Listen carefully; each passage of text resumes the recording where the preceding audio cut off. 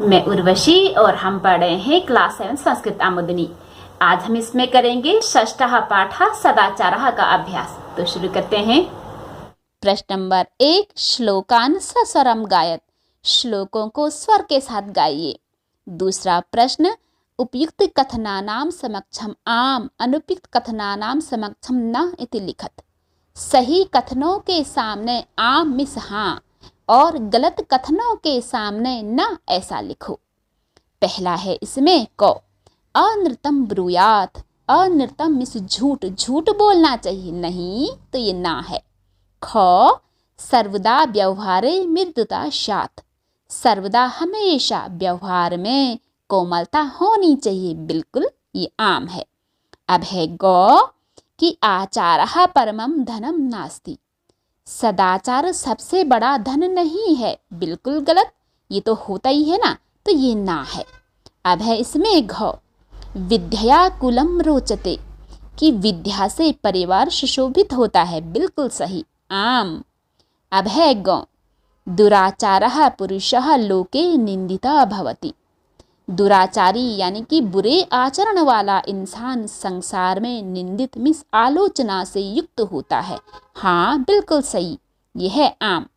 अब हम करेंगे प्रश्न नंबर 3, एक पदेन उत्तरत। एक पद के द्वारा उत्तर दीजिए। पहला है क, किम ब्रूयात। क्या बोलना चाहिए? सत्य और मधुर बोलना चाहिए। सत्यम प्रियम च। अब है इसमें ख, कदाचन किम न कुर्यात। कभी भी क्या नहीं करना चाहिए? कुटिलता नहीं करनी चाहिए, कौटिल्यम। अब है इसमें ग, दधनः किम उद्भवति। मीन्स दही से क्या उत्पन्न होता है? मक्खन, नवनीतम। अब है इसमें घ, कीर्ति ही कस्मात् लभते। कीर्ति होती है यश, कस्मात् किससे, लभते प्राप्त होती है। प्रसिद्धि किससे प्राप्त होती है? सदाचार से, मीन्स आचाराद। अब है इसमें ग, आचारात का रोचते।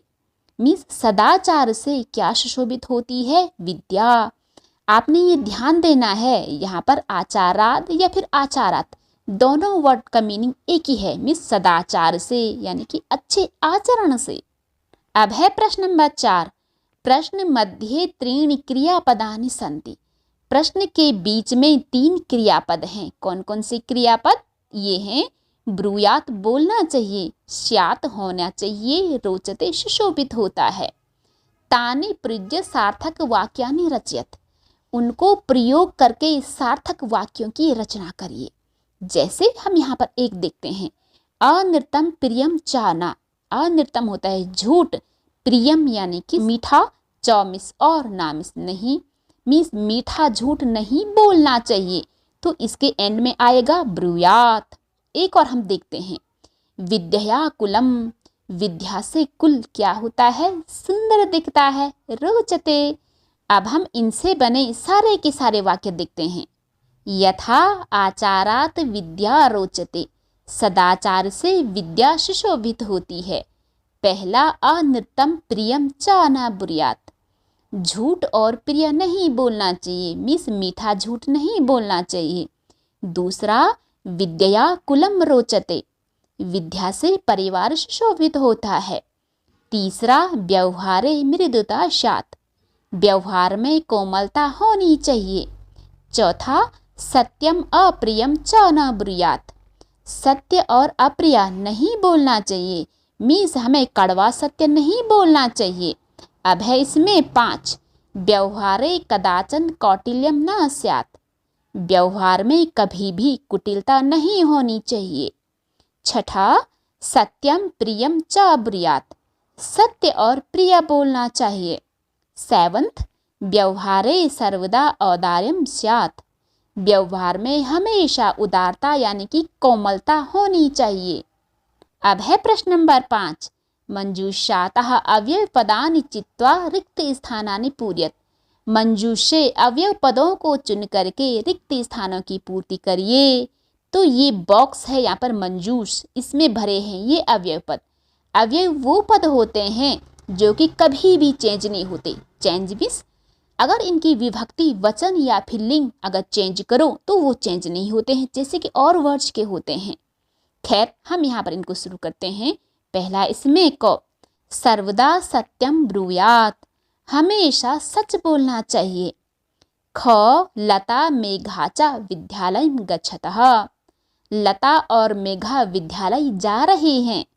अब है इसमें ग, दुराचरणम न कर्तव्यम, दुराचरणम बुरा आचरण नहीं करना चाहिए, कर्तव्यम मीन्स करना चाहिए। अब है इसमें घ, कदाचन अप्रियम न कुर्यात, कभी भी अप्रिय नहीं करना चाहिए। अप्रिय मीन्स जो दूसरों को बुरा लगता है वो काम कभी भी नहीं करना चाहिए। अब है इसमें ग, कि अपि कुशली भवान, आप भी कुशल हैं। अपि मीन्स भी, भवान मीन्स आप, कुशल मीन्स कुशल मंगल, आप भी कुशल मंगल हैं। अब है प्रश्न नंबर 6, द्वितीय चतुर्थ श्लोकयो हिंदी भाषायाम अनुवादम कुरुत, मीन्स द्वितीय और चतुर्थ श्लोकों का हिंदी भाषा में अनुवाद करिए। ये है दूसरा श्लोक और ये है चौथा श्लोक, तो हम देखते हैं उनको। सर्वदा व्यवहारे स्यात् औदार्यम सत्यता तथा, ऋजुता मृदुता चापि कौटल्यम न कदाचन। सर्वदा मीन्स हमेशा, व्यवहारे व्यवहार में, स्यात् हो या फिर होना चाहिए, औदार्यम उदारता, सत्यता सच्चाई, तथा उसी प्रकार, ऋजुता सरलता मीन्स एकदम साफ सीधी बात कहना जैसे कि बच्चे होते हैं, मृदुता कोमलता, चापी चौ प्लस अपि और भी, कौटिल्यम कुटिलता, न मिस नहीं, कदाचन कभी भी, अर्थात हमेशा व्यवहार में दयालुता और सच्चाई होनी चाहिए। उसी प्रकार सरलता और कोमलता भी होनी चाहिए, लेकिन कुटिलता कभी भी नहीं होनी चाहिए। यह है उसका अनुवाद। अब है इसमें चौथा श्लोक, आचारा लभते ह्यायुराचारा लभते श्रियम, आचारा लभते कीर्तिम आचारः परमम धनम। आचारात प्लस लभते, यहाँ पर दो उपपद हैं। आचारात मीन्स आचार से यानी कि सदाचार से, लभते प्राप्ति होती है। यहाँ पर 4 उपपद हैं हमारे, कौन कौन। यहाँ पर जो ह्यायु लिखा है ना, एक्चुअली ये ही प्लस आयु है। यहाँ पर आचारात प्लस लभते, ही निश्चित रूप से, आयु उम्र, आचारात सदाचार से, लभते प्राप्ति होती है, श्रियम श्री धन या फिर लक्ष्मी, अर्थात कि सदाचार से निश्चित रूप से आयु की प्राप्ति होती है और सदाचार से धन की प्राप्ति होती है।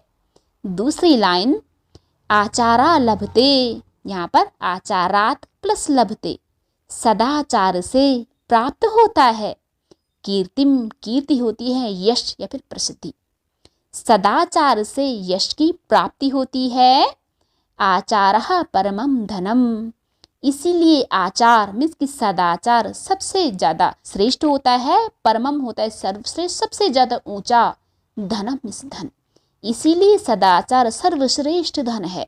एक बार हम इसको फिर से देखते हैं क्योंकि ये थोड़ा सा टिपिकल है, कि सदाचार से आयु की प्राप्ति होती है, सदाचार से धन की प्राप्ति होती है और सदाचार से यश मिलता है, इसीलिए सदाचार सर्वश्रेष्ठ धन है।